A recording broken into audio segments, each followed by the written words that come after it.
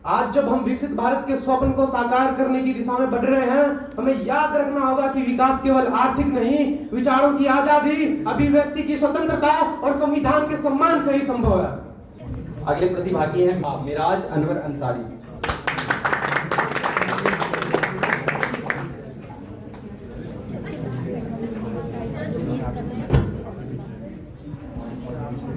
दिल से जो बात निकलती है असर रखती है, पर नहीं ताकतें परवाज मगर रखती है।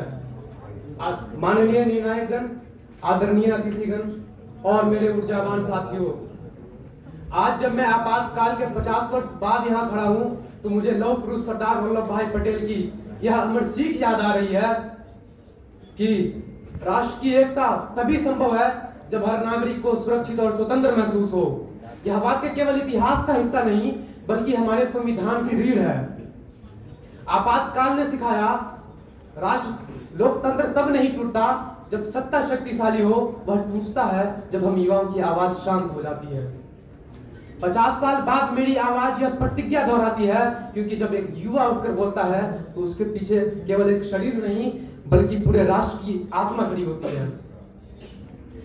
आज की युवा पीढ़ी ये ऐलान करती है कि अधिकार मांगे नहीं जाते, उनकी रक्षा की जाती है। और नया भारत किसी भी अंधकार, किसी भी दमन, किसी भी भय को अपने लोकतंत्र पर हावी नहीं होने देगा।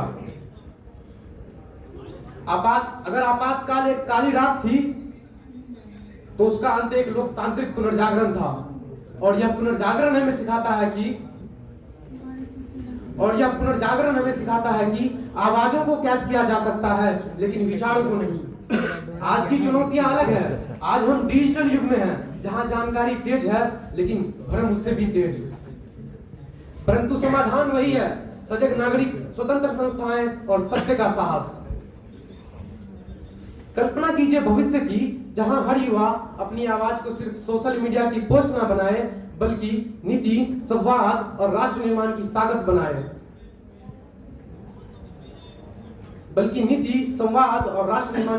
बनाए।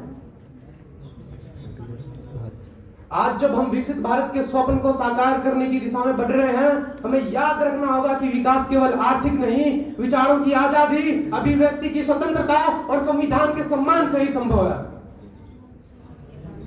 वतन की फिक्र कर नादाम, मुसीबत आने वाली है, तेरी बर्बादियों के मशवरे हैं आसमानों में। न समझेंगे तो मिट जाएंगे हम हिंदुस्तान वाले, हमारी दास्तां तक भी ना होगी दास्तानों में।